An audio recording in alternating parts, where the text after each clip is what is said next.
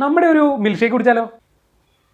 എന്നാ പറഞ്ഞോ, ഏത് ഫ്ലേവർ വേണം? Chocolate, vanilla, strawberry, almond? അതൊക്കെ അവിടെ ഇരിക്കട്ടെ, എനിക്ക് നിന്നോട് കുറച്ച് കാര്യങ്ങൾ സംസാരിക്കാനുണ്ട്. ഓ, നീ എനിക്ക് പണിയാൻ വന്നാണ്? ഞാൻ എന്തിനാ നിന്നെ പണിയണത്? കൊടുക്കണ സാധനം നല്ല രീതിക്ക് കൊടുത്താൽ പോരെ. നല്ല രീതിക്ക് തന്നെയാണ് കൊടുക്കുന്നത്. നിന്റെ രീതിയെക്കുറിച്ചൊന്നും പറയാതിരിക്കണം നല്ലത്. അല്ലേ, എന്നാ നീ പറ, നീ ഈ മിൽക്ക് ഷേക്ക് എന്നും പറഞ്ഞ് കൊടുക്കുന്നതിൽ ശരിക്കും മിൽക്ക് ഉണ്ടോ? പിന്നല്ലാതെ നീ വേണമെങ്കിൽ ഇൻഗ്രീഡിയൻസ് നോക്കിയിട്ട് തന്നെയാണ് പറയണത്. നിന്റെ ഇൻഗ്രീഡിയൻസിൽ ആദ്യം വെള്ളമാണ്. നിന്റെയൊക്കെ നാട്ടിൽ മിൽക്ക് ഷേക്ക് ഉണ്ടാക്കുമ്പോൾ വെള്ളം ചേർത്തിയാണോ കൊടുക്കുന്നത്? അത് കഴിഞ്ഞ് പാലുണ്ടല്ലോ, എത്ര? വെറും 11%. ഞങ്ങൾ മിൽക്ക് ഷേക്ക് ഒന്നും അല്ല, ഫ്ലേവേർഡ് മിൽക്കാണ്. അപ്പൊ പിന്നെ വെള്ളം ചേർത്താ? ഫ്ലേവേർഡ് മിൽക്ക് ആണെങ്കിൽ അത് മാത്രം എഴുതണം. പിന്നെന്തും മര്യാദക്കാടാ മിൽക്ക് ഷേക്ക് എഴുതി വെച്ചേക്കണത്. പിന്നെ അങ്ങനെ നാട്ടുകാരെ പറ്റിക്കുന്നു. പിന്നെന്തോന്ന് goodness of added calcium and വിറ്റമിൻസാ? അല്ലെങ്കിൽ അതൊക്കെ ആഡ് ചെയ്യേണ്ടി വരുമല്ലോ. പാലുണ്ടെങ്കിലല്ലേ കാൽഷ്യം ഉണ്ടാവുള്ളൂ.